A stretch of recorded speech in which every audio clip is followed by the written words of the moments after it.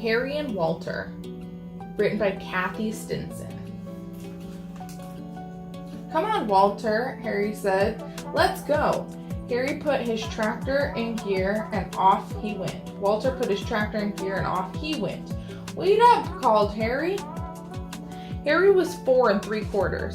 He had lived next door to Walter all his life. Walter was 92 1/2. He had lived many places. Side by side, Harry and Walter zoomed across the grass between their houses. Harry said, "Vroom, vroom, hee, said Walter. Sometimes Harry and Walter played games. "Want to play croquet?" asked Walter. "Okay, which stick do you want?" "Yellow," said Walter. "Okay, Harry. Okay," said Harry. "I'll take the blue one." Harry and Walter hit all the colored balls through every hoop. Then Harry said, "Walter, do your tomato plants have tomatoes yet? Let's go see."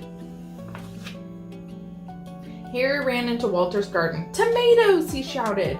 Catching up with Harry, Walter said, "But they're still green." When the tomatoes turned red, Harry and Walter each ate one, right there in Walter's garden. The juice dribbled down their chins. When the leaves on the trees turned yellow and fell, Harry and Walter raked them into piles between their houses. Winter came and snow fell. Walter cleared a path from his house to Harry's so they could visit every day.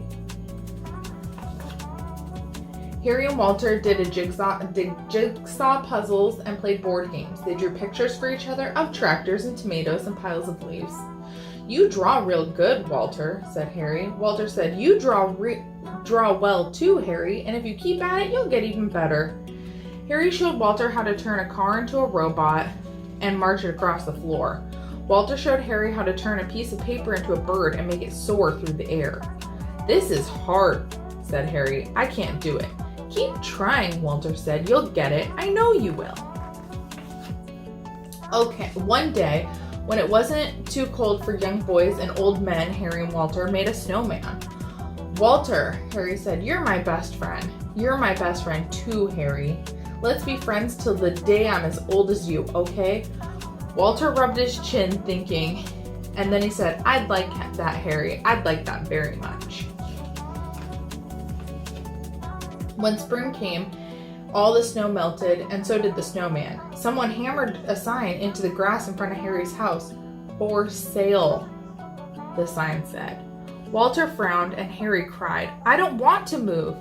"Things change," Walter said. "I might have to move someday too." The day the moving van came, Harry and Walter were so sad they couldn't even say goodbye. Harry's new house had more grass than the old house. Harry rode his tractor up and down between the house and the house next door.